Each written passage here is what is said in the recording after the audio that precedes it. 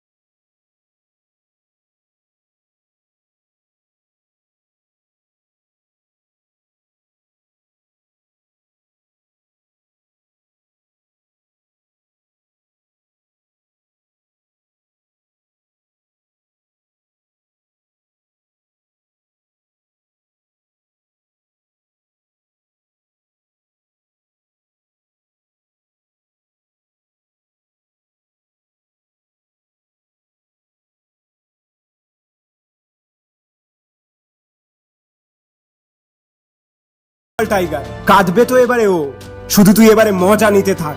আর একদিন ও তোর সামনে এসে প্রেমের ভিক্ষা করবে, তখন তুই ওকে কি বলবি বলতো? আমি বলবো, চল হাট। की पूरी ठोक ठोक रखदा